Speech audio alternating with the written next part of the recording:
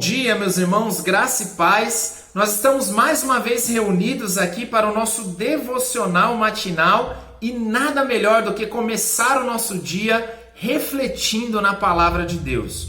O texto escolhido para a nossa reflexão nessa manhã está lá na Epístola de Paulo aos Filipenses, capítulo 4, versículo 5. Filipenses, capítulo 4, versículo 5, diz assim a palavra do Senhor: seja a vossa moderação conhecida de todos os homens, perto está o Senhor.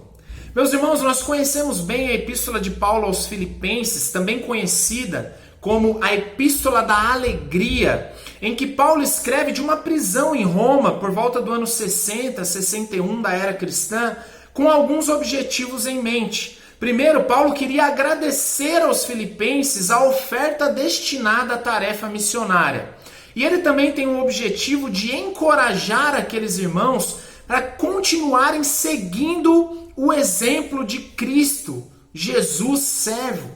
Essa epístola é dividida em 4 capítulos, sendo que no primeiro capítulo ele fala a respeito da pregação do evangelho, no segundo ele fala sobre o exemplo da humildade de Cristo para a vida cristã, no terceiro capítulo Paulo fala dos alvos para a vida cristã, dos objetivos da vida cristã, e no capítulo que nós estamos trabalhando aqui, o texto que nós acabamos de ler, ele fala sobre os efeitos da presença de Cristo na vida do cristão. Quais são os efeitos da presença de Jesus na minha vida e na sua vida? E Paulo ele tem em mente a ideia de que o cristão deve permanecer firme no Senhor, imitando o bom procedimento de Jesus Cristo. E aqui, de forma especial, versículo 5 que nós acabamos de ler, Paulo fala sobre ser paciente e perdoar ofensas. Esse é o tema do nosso devocional e esse talvez seja um dos maiores objetivos da vida cristã: sermos pacientes e perdoar ofensas. O texto diz: seja a vossa moderação conhecida de todos os homens. Será que os homens nos conhecem pela nossa moderação? O que quer dizer isso? Nesse versículo, Paulo diz que a nossa moderação deve ser conhecida de todos os homens, e essa palavrinha moderação, ela tem a ideia de ser razoável nas opiniões, ser razoável nos julgamentos. A palavra aqui dá a ideia de uma firmeza, mas de uma firmeza paciente e humilde. Será que nós somos longânimos, humildes? Será que nós somos firmes nesse propósito? A ideia aqui é de uma capacidade de se submeter às injustiças, sem ódio, sem maldade, mas confiando em Deus acima de tudo. Será que nós temos sido longânimos na paciência? O cristão ele deve ser capaz de se submeter e precisa lidar com as injustiças e com os maus tratos. Será que você tem sofrido injustiças? Será que as pessoas têm falado mal de você? Nós precisamos, queridos, retribuir o mal com o bem. Nós temos a natureza pecaminosa e a consequência lógica é de retribuir com a mesma moeda. Mas a palavra de Deus nos ensina de que nós devemos semear o bem, semear o amor. É o que Paulo diz lá em Gálatas, capítulo 6, versículos 8 e 9. Não cabe, queridos, no cristianismo a ideia de devolver com a mesma moeda. Um dos maiores inimigos da nossa alegria é o ódio consequente da falta de perdão, a falta de paciência, a falta de longanimidade.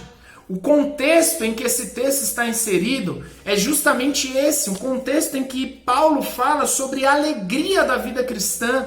E quando nós não somos longânimos, quando não somos pacientes, quando nós não perdoamos, nós deixamos de desfrutar da verdadeira alegria.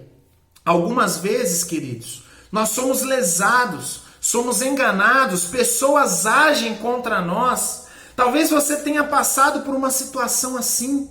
Alguém traiu a sua confiança, alguém agiu contra você, alguém te feriu com palavras, te caluniou. Talvez você tenha sido enganado, talvez você tenha carregado com você um ódio por conta de todas essas questões e você decidiu não perdoar, ou você decidiu devolver com a mesma moeda. Saiba de uma coisa, querido, que a falta de perdão, ela tira de nós a beleza e a suavidade da alegria na vida cristã. O sábio, ele vai dizer que a alegria, ela é remédio para o coração, e não apenas isso, ela também aformoseia o rosto, ela nos deixa mais bonito. Mas muitas vezes nós optamos por um coração doente. Muitas vezes nós optamos por sofrer as consequências de não perdoar. Paulo nos exorta a sermos moderados, a perdoar e a desfrutar dos benefícios da verdadeira alegria. As pessoas têm agido contra você? Perdoe, seja paciente, seja longânimo. Nós estamos vivendo um período difícil, né? Um período em que as pessoas são obrigadas a ficar bastante tempo juntas dentro de casa e às vezes sai faísca. Às vezes as pessoas falam algo que nos machuca, agem contra nós, e essa é uma realidade de todas as questões que envolvem os relacionamentos interpessoais, no nosso trabalho, na escola, na igreja, onde quer que estejamos inseridos, sempre haverá necessidade de paciência e de perdão. Então que possamos colocar isso em prática, sermos pacientes como Jesus, perdoar aqueles que nos feriram, assim como Jesus nos perdoou. Nós vamos colocar as nossas vidas diante do Senhor. Eu gostaria de orar por você e muito mais do que isso. Eu gostaria de chamar a sua atenção para colocar em prática tudo aquilo que nós acabamos de ouvir. Oremos. Senhor Deus e amado Pai, nós te louvamos e bendizemos o teu nome pelo teu perdão que nos alcançou. Obrigado, Senhor, porque o Senhor não nos retribuiu o mal com o mal, mas diante do mal dos nossos pecados, o Senhor resolveu nos amar e se entregar em nosso favor, perdoando os nossos pecados, nos justificando, nos dando vida, fazendo bem para nós. Que essa seja uma realidade também, ó Pai, nos nossos relacionamentos interpessoais.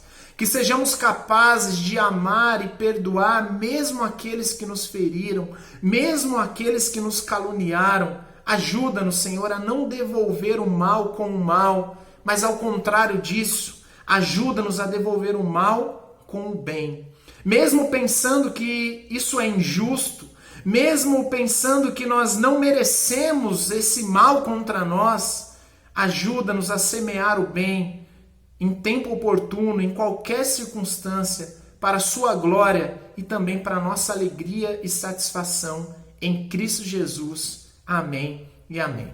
Deus abençoe a sua vida. Tenha um ótimo dia com a graça do nosso Senhor Jesus.